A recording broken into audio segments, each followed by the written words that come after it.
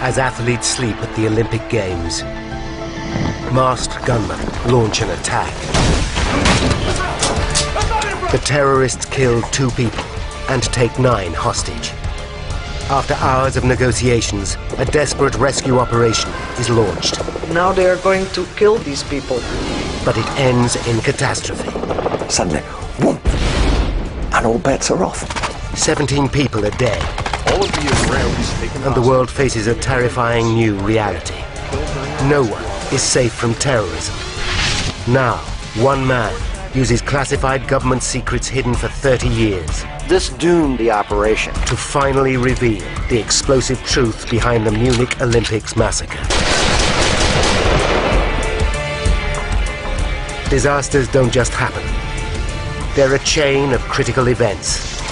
Unravel the clues and count down to those final seconds from disaster.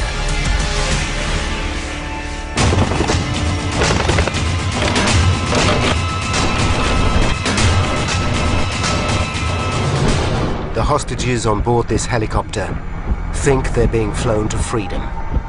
In truth, they're being flown to certain death.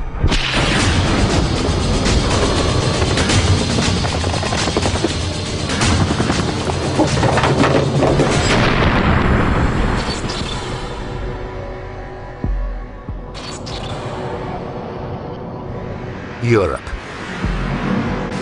Germany. Munich.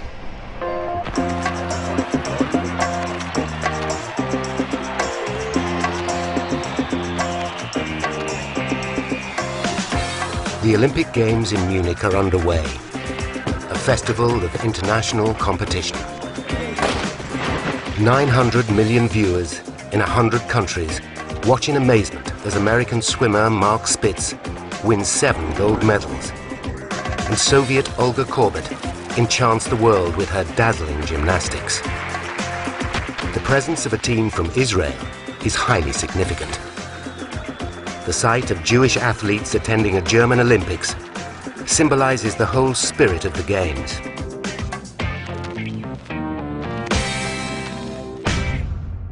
One of the competitors is 28-year-old weightlifter David Berger. David is actually from Cleveland, Ohio. He failed to qualify for the US Olympic team, but being Jewish, he's entitled to represent Israel. The law graduate has little chance of a medal, but he doesn't care. He simply wants to compete. He considered competing in the Olympics as a weightlifter was the absolute ultimate that he could achieve. Andre Spitzer is the fencing coach. For him, participating in the Olympics crowns the greatest time of his life. A year earlier, Andre got married. His wife, Anki, gave birth to their first child just 5 weeks ago. We were a young couple, very much in love. And we just had a beautiful baby daughter was born. So what could go wrong? Nothing. Andre and David are staying with the rest of the Israeli team in the Olympic Village. It's a vast, purpose-built complex, housing 10,000 competitors, coaches and officials. Israel's male athletes are housed in Block 31 on Connolly-Strasse, near the edge of the complex. Although there is goodwill in the village, the world outside is going through a volatile time. Terrorists are creating bloody turmoil. A Palestinian faction known as Black September is particularly ruthless. In the last year, the organization has assassinated the Jordanian Prime Minister and hijacked a passenger jet bound for Israel. Among those witnessing the violence firsthand is seasoned war reporter Gerald Seymour. Gerald Seymour, ITN, Amman. But now Seymour is covering the Olympic Games. It should be easy, a welcome break from the ceaseless brutality. The idea that one would be sitting on a major event of violence, one of the iconic moments of that whole century. There was no way that anything like that was in our thoughts.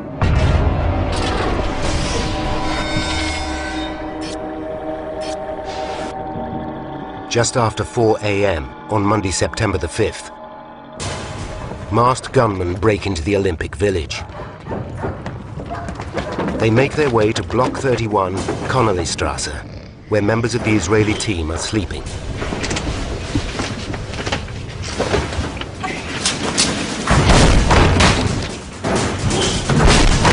They burst into the athletes' bedrooms. In the chaos that follows, 2 athletes are shot. Weightlifter Yosef Romano bleeds to death. Then, the gunmen dump the body of wrestling coach Moshe Weinberg on the walkway outside. They take 9 Israeli athletes hostage.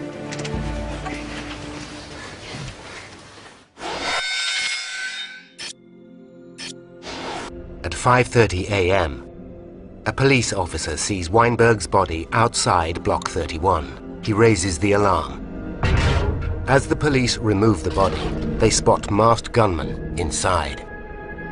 The panicked officers alert Munich police chief Manfred Schreiber. 47-year-old Schreiber has a formidable reputation as an uncompromising hard man. His officers call him the sheriff because he always gets his man. At Olympic headquarters, Schreiber takes immediate command. He forms a committee to deal with the crisis.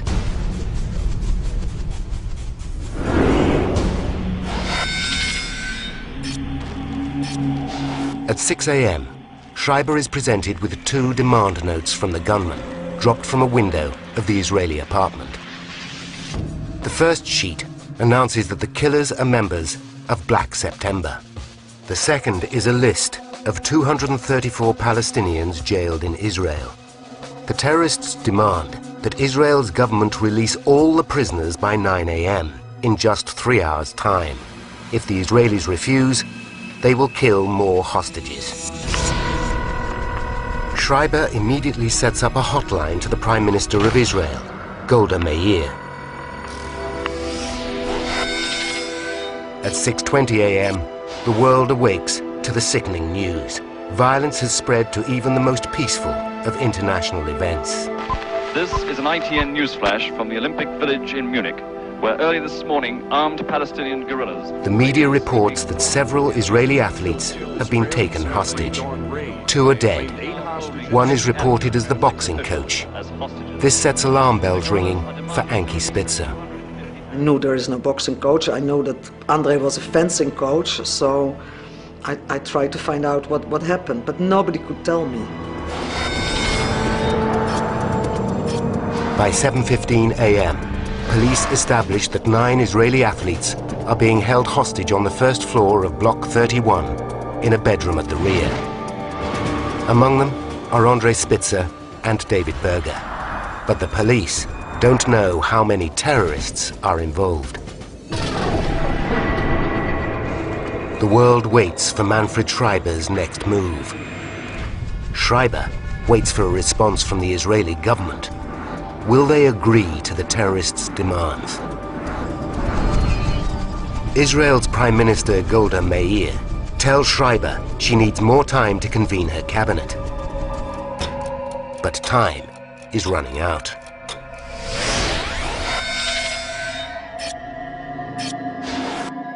At 8:45 a.m., the terrorists have threatened to shoot another athlete in just 15 minutes. Schreiber must attempt to negotiate. He takes the long walk to Block 31, accompanied by 2 Olympic officials. One of the terrorists emerges from the building. He wears a safari suit and boot polish on his face. Despite the comic outfit, he oozes confidence. The man introduces himself as Issa and says he's in charge. His real name is Latif Afif, a 35-year-old from Nazareth. 3 of his brothers are also members of Black September. 2 are held in Israeli jails. With just seconds to go until the 9 a.m. deadline, Schreiber must persuade Issa to give him more time. The lives of the 9 athletes depend on it.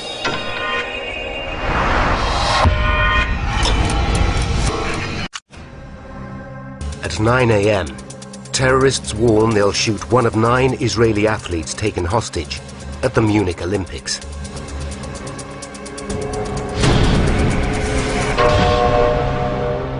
Police Chief Manfred Schreiber pleads with terrorist leader Issa for more time to meet their demands. Issa agrees. He extends the deadline until 12 noon, but he warns Schreiber that at noon he will order the execution of 2 more athletes. Schreiber has 3 hours to persuade the gunmen to surrender, or Israel to release Palestinian prisoners. By now, the siege is a media frenzy. 4,000 journalists and 2,000 TV crews are in Munich. At the Olympic Stadium, the games continue as normal. But there's only one story in town. Arab guerrillas have invaded the male athletes' housing area. Killed Relatives of the captured athletes keep vigil by their TVs. It was totally unreal that you were watching a B movie someplace and that everything was going to turn out all right. 11 a.m. The Olympic Committee bows to international pressure and suspends the games, placing the whole event in jeopardy. This puts even more strain on Police Chief Schreiber. Now, he must save the Israeli athletes and the Munich Olympics. 11:15 a.m. Finally, Schreiber's wait is over. Israel comes back with its answer. It will not give in to the terrorists' demands. It will not release a single Palestinian prisoner. Schreiber realizes that the siege can only be ended by force. But to launch an assault, he needs one crucial piece of intelligence. Schreiber must find out how many gunmen are inside Block 31. He must buy more time.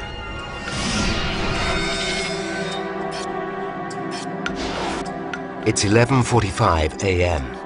In 15 minutes, the terrorists will shoot 2 more athletes. Schreiber has nothing to bargain with. He decides to engage Issa in a deadly game of bluff.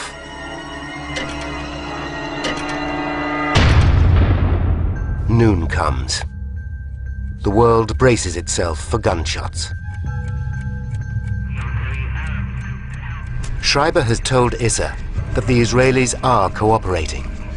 The question is, will Issa buy it?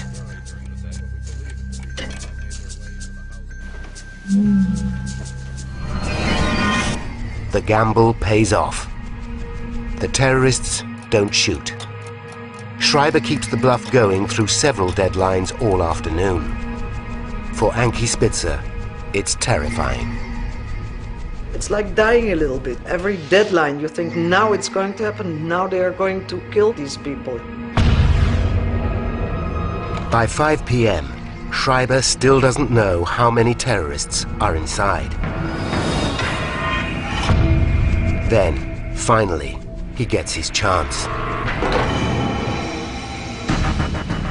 He persuades Issa to let 2 Olympic officials into apartment 1 to check on the hostages. One is Walter Tröger. He's appalled by what he sees. When we entered the room, we saw covered a corpse, a lot of blood at the walls, and the 9 friends from Israel, they had fear. They knew that they were in a terrible and a nearly unsolvable situation. Tröger's been set a vital task by Schreiber: to count the gunmen. When I came to that room with Issa, I saw 4 gunmen, and there might have been a 5th one. And from that time on, there was only one target and one aim: to free them by force.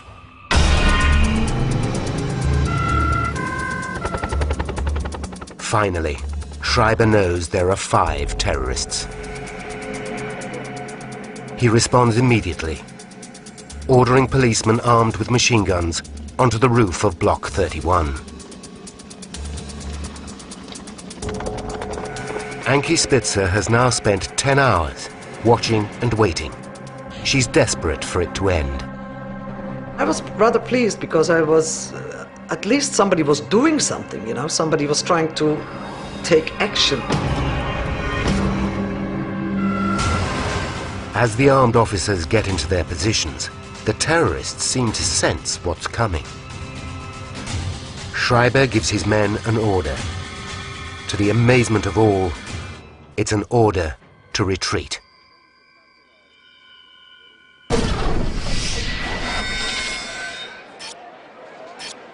At 5:10, there's a fresh twist to the saga. The terrorist leader Issa demands a plane to fly the gunman and the hostages to Cairo, Egypt. Schreiber's been under intense pressure for 11 hours. Now he's presented with the chance to take the siege out of the Olympic Village. Schreiber agrees to Issa's demands.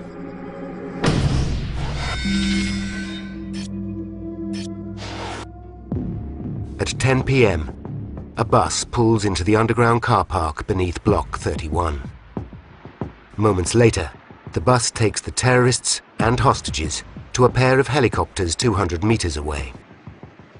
The helicopters will fly them to Fürstenfeldbruck, a military airport 25 kilometers west of Munich. There, a Boeing 727 waits to take them to Cairo.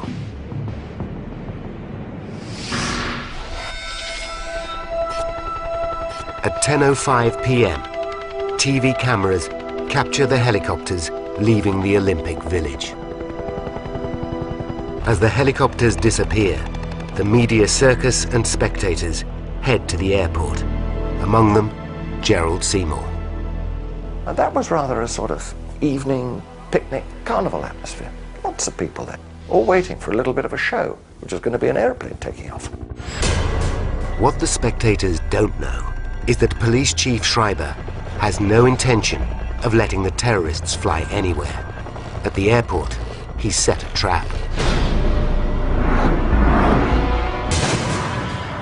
5 snipers wait for the helicopters to land. 3 on the control tower. 2 70 meters away on the airstrip. Once the helicopters land, Issa and his deputy will check out the Boeing 727 as agreed. But the aircrew are really armed police officers who'll shoot Issa and his deputy when they board. The snipers will eliminate the remaining terrorists.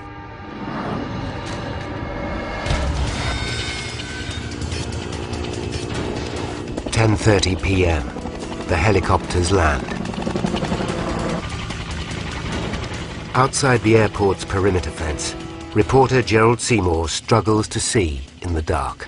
The minutes go by, there is nothing to photograph. On the airstrip, Issa and his deputy board the plane. Then, get back off. Sniper 3 gets Issa in his sights and waits for the order to shoot. Suddenly, whoom! And then we're seeing the bursts of tracer. And all bets are off. The whole situation has suddenly changed. The snipers fail to eliminate the terrorists. A furious gun battle erupts. Tied together in the helicopters, the athletes can only pray. At a military airport west of Munich, German police are trying to rescue 9 Israeli hostages. For 30 minutes, they exchange fire with the terrorists.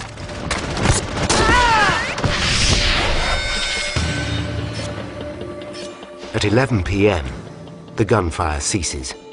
Outside the gate, reporter Gerald Seymour and the rest of the media hear the dramatic news. Everybody's safe. Everybody's all right. It's been a triumph. All the hostages have been rescued by The good news travels the world. military airport. In the Spitzer household, relatives celebrate, but Anki refuses. I'm just waiting for one phone call because I know that in whatever state André will be after this ordeal, you know, the first thing he will do is call me. At 1 minute past midnight, Gerald Seymour watches 4 armoured cars drive into the airport at speed, followed by vans of armed police. He sees more gunfire, then 2 massive explosions.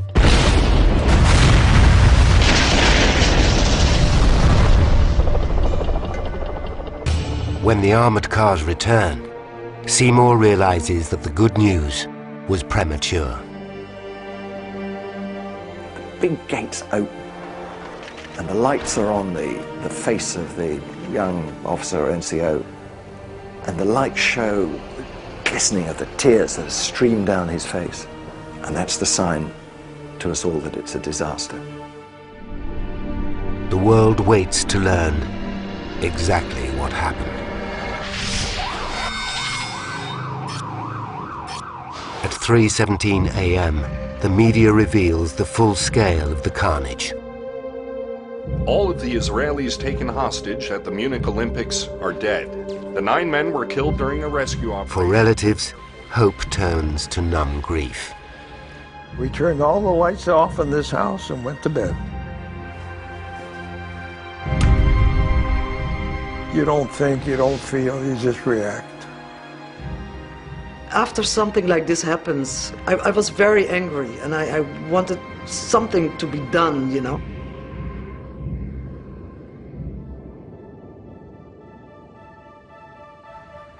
That morning, Anki Spitzer flies to Munich.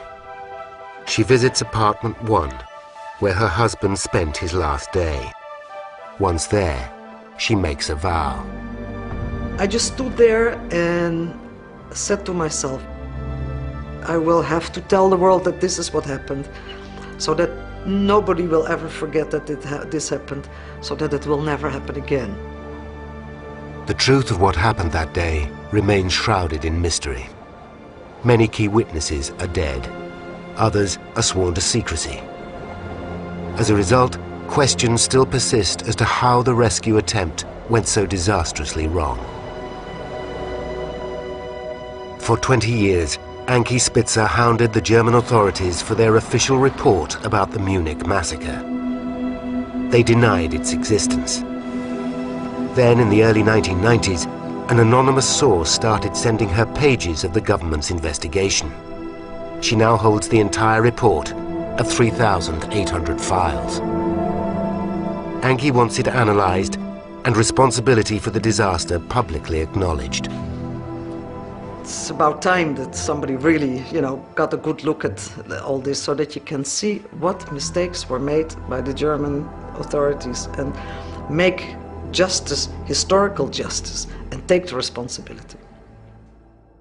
Now, by going deep into the top-secret German investigation, we can reveal the facts behind the disastrous rescue plan. A plan that shames the German authorities. One man has agreed to come to Munich to analyze the classified report for Anki. Leroy Thompson is an expert in resolving siege situations. Thompson is a former US Army officer who was injured on an exercise in Russia. He has written more than 30 books about security and lectures police forces all over the world. Eliminate any terrorists that have not been dealt with. Thompson has a professional interest in the Munich Olympics. He was a security advisor at both the Athens and Barcelona Games. The first question is, how did the armed terrorists break into the Olympic Village in the first place? In Thompson's experience, the Games are the most heavily policed and security-conscious sporting event in the world. Anki's copy of the official report states that the 1972 Games were policed by 2,000 security guards, and the entire village was surrounded by a 2-meter-high wire fence. If true, how did the terrorists enter with such ease? there's one way to find out. Thompson tracks down Olympic organizer Walter Troger. Troger reveals that although on paper security sounds impressive, it was in fact deliberately relaxed. The security concept has been not to show arms, to have security people, but in civil uniforms, no weapons around. This was a concept to show the friendly, the peaceful Germany. But British reporter Gerald Seymour is more scathing. Nothing was forbidden. It was open, friendly, warm. Result? The Olympic Village was wide open. The security basically did not exist there. Once inside the village, how did the terrorists locate Block 31? And how did they know the exact apartment that housed the Israeli team? Today, the Olympic Village is a vast residential housing estate, and Block 31 Connollystrasse still exists, if, that is, you can find it. It is a very confusing maze of buildings, and I think it drives home that the terrorists had certainly done a recce and possibly had assistance in locating number 31 Connollystrasse.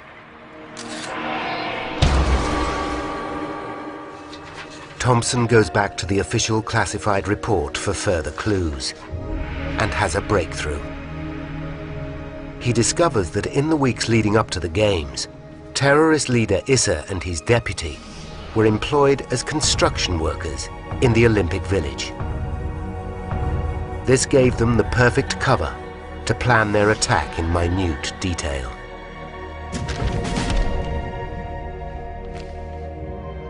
Thompson hopes the official report will provide the answer to his next question. Once the gunmen strike, how do the German authorities react? Their first step was to set up a crisis committee. What Leroy wants to know is who was on that committee, who was making the decisions, and what experience did they have. The committee is made up of 3 key decision-makers. Bruno Merck, the Bavarian Interior Minister, Hans-Dietrich Genscher, the Interior Minister of West Germany, and Manfred Schreiber, Munich's Chief of Police. The list does not impress Leroy.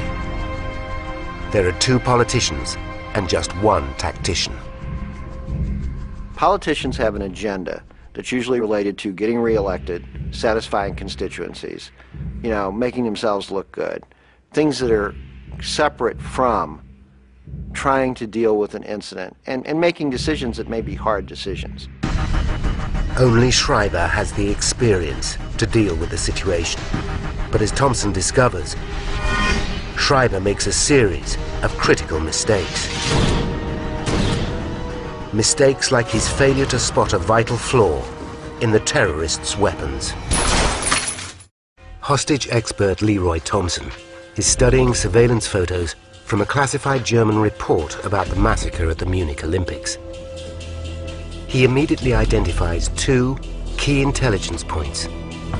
Points, it seems, that Police Chief Manfred Schreiber missed. The first is that all the terrorists wear disguises. This is a clear sign they intended to survive the operation. If they were committed to dying, they wouldn't bother hiding their true identities. It's a key point for negotiators because that means that they should be willing to maybe make some concessions to attempt to negotiate a solution that will let them live and leave.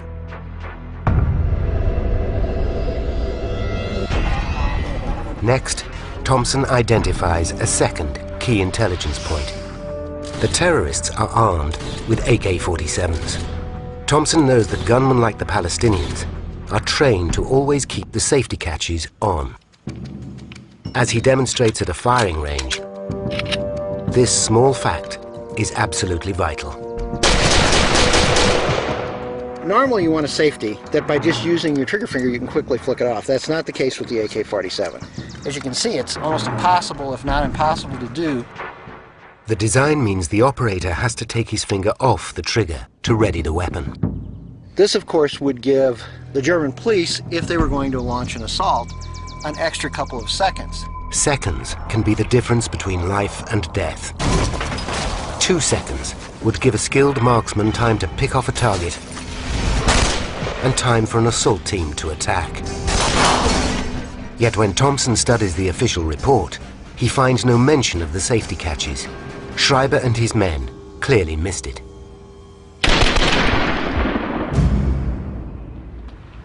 To get to the bottom of the next mystery, Thompson studies the television archive. He wants to know why Schreiber doesn't clear the entire area of media and spectators. Thompson explains it's the first rule of tackling a hostage situation. The reason is simple. An AK-47 is an automatic weapon with a magazine that holds 35 rounds of ammunition. And they had multiple magazines, and it's not impossible that dozens and even up to 100 people could have died had they really started shooting. Schreiber's failure to clear the area is a mistake, but there's far worse to come. For Thompson, the key to resolving any hostage siege is to know your enemy.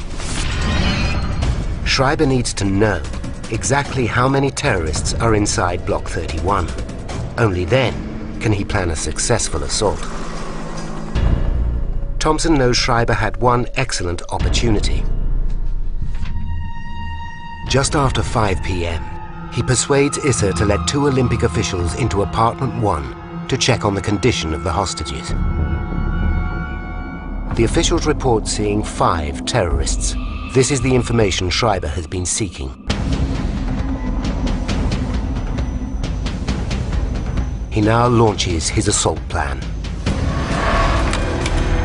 To analyze the assault, Thompson studies archive footage of the armed German policeman climbing onto the roof of Block 31.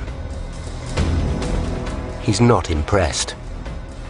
They were uncomfortable in the way they were climbing across the roofs. They weren't doing it, what we say, tactically, which means using every bit of cover, moving in such a way that they're always ready if they have to engage the terrorists.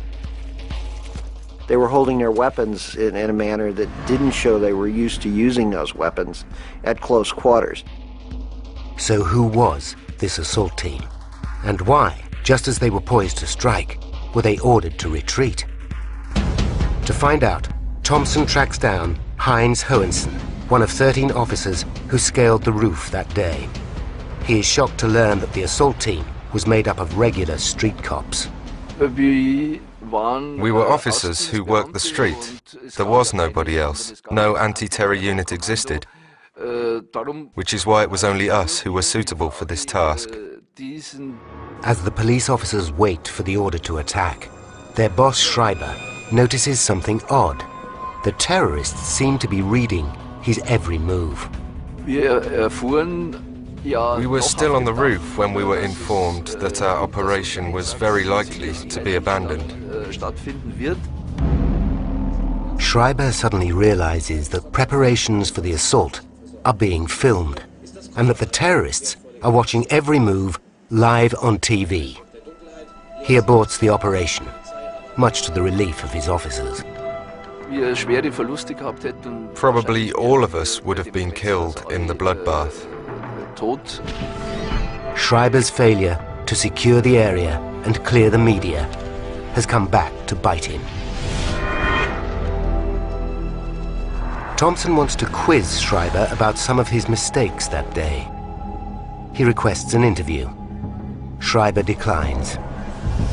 So Thompson decides to do some research into the man they call the sheriff. Deep in the vaults of a daily Munich newspaper, he discovers a file on Schreiber. And with the help of a translator, he makes an astonishing discovery. In August 1971, a year before the Games, Schreiber played a key role in another hostage crisis.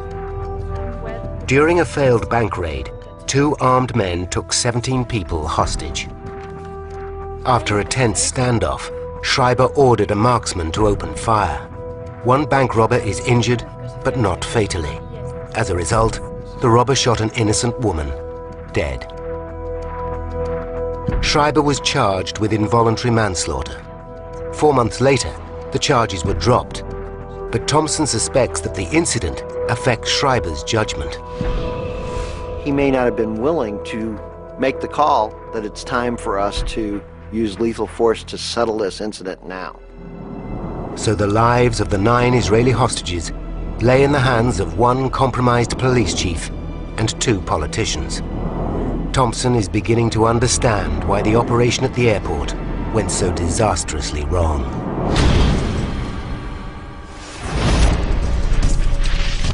Thompson gains access to the military airstrip at Fürstenfeldbruck, the exact location where the 9 athletes so tragically lost their lives. When he sees the scene of the shootout for the first time, it triggers another question. During the Second World War, German snipers were some of the most feared in the world. So where were these skilled sharpshooters in 1972? I think one of the things that made the failure at Fürstenfeldbruck so astonishing was that Germany had a reputation for having excellent snipers and men who could place precision shots when needed. Buried deep in the classified documents, Thompson uncovers the airport rescue plan. He reads 80 pages of detail and analyzes dozens of photographs and drawings. Deconstructing the rescue plan is the most critical part of Thompson's quest for the truth. The plan is based on intelligence that there are 5 terrorists. When Isser and his deputy board the 727, armed officers disguised as aircrew will eliminate them. Then the 5 snipers located around the airport will target the 3 remaining terrorists in the helicopters. Sniper 1 is positioned behind a low wall. Sniper 2 behind a military truck. And snipers 3, 4, and 5 are positioned on the control tower with a clear view of the airstrip. Thompson believes that the key to the plan's success is the sniper behind the low wall. Using a laser rangefinder, he works out that Sniper 1 was just 50 meters from the terrorists. Those terrorists standing outside the helicopters, he was behind them. He should have been able to very quickly at that range eliminate those terrorists. But as the helicopters come into land, the plan begins to unravel. The armed officers on board the Boeing furiously debate their chances of shooting Isser and his deputy as they board. Heinz Hohensen was one of the officers on the plane. He regarded the plan as a suicide mission.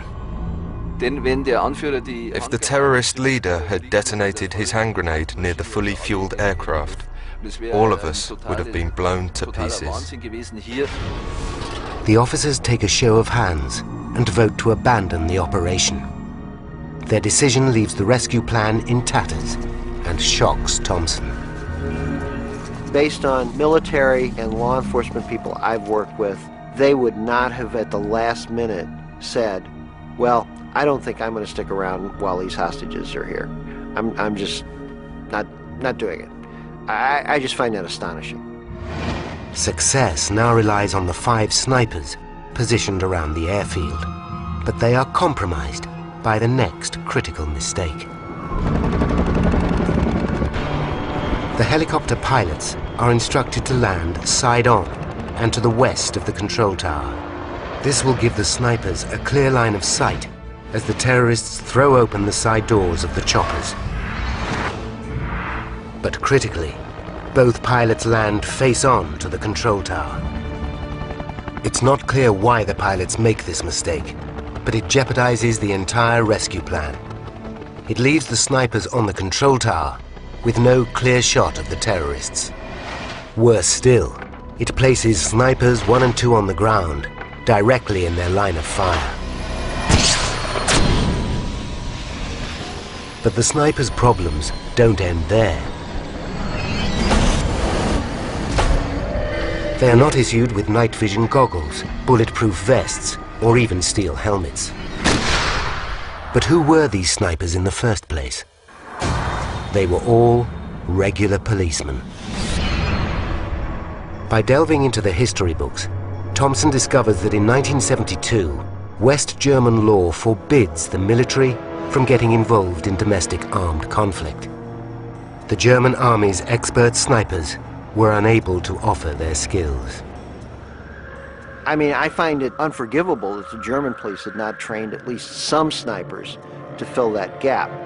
But the real reason that the situation ended in disaster comes down to one crucial piece of information, a mistake that should never have been made, a mistake that cost the lives of at least 9 people. Leroy Thompson is investigating why the German police failed to save 9 Israeli hostages at the 1972 Munich Olympics. Ultimately, the disaster came down to a single miscalculation. Just after 5 p.m., Olympic official Walter Tröger is granted access to apartment 1 to check on the hostages. Tröger emerged with critical intelligence. He saw 5 terrorists. Manfred Schreiber, Munich's chief of police, bases the entire rescue operation at the airport on this information. But Tröger was wrong. In fact, there were 8 gunmen. And to cap it all, the German authorities knew this 30 minutes before launching their rescue plan. At 10 p.m., as the terrorists and their hostages are transported to 2 helicopters, German officials clearly see not 5, but 8 terrorists inside the bus. But the rescue plan wasn't changed to allow for this new intelligence. No one even told the snipers at Fürstenfeldbruck.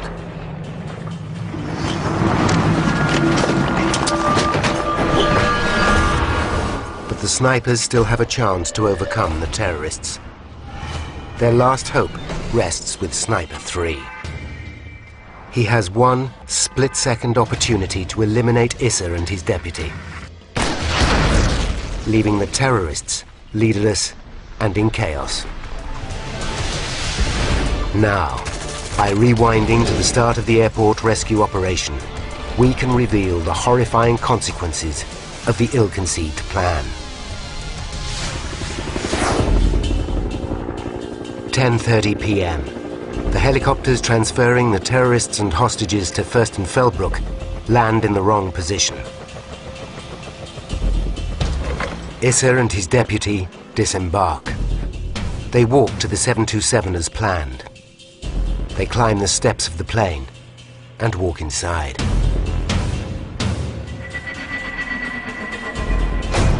Issa finds the plane empty.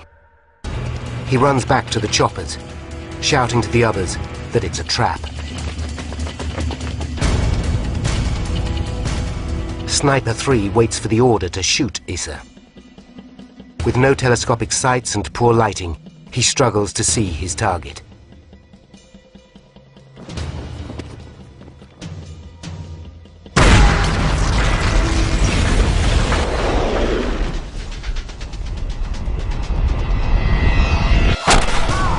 He misses. He shoots Issa's deputy in the thigh. Issa makes it to safety and orders his men to attack the airport building. A furious gun battle ensues. The snipers now realize there are 8 terrorists. Snipers 1 and 2 find themselves pinned down by the gunfire of snipers 3, 4, and 5. They can play no part in the shootout. It's now 3 snipers against 8 terrorists. By 11 p.m., the snipers have killed 2 terrorists, but they're being outgunned. They stop shooting and wait for backup.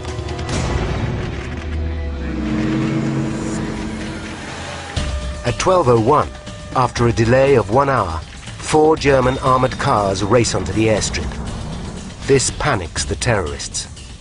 One opens fire on the 4 hostages in helicopter 1. He then detonates a hand grenade.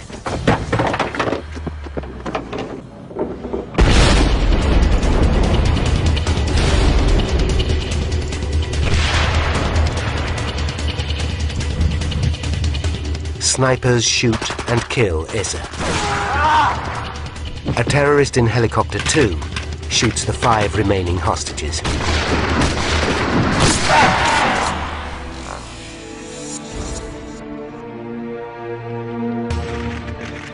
At 12:30 a.m., the shooting stops. All 9 Israeli athletes are dead. 5 terrorists and a German police officer are dead. 3 terrorists survive and are arrested. 14 Israeli children are left fatherless.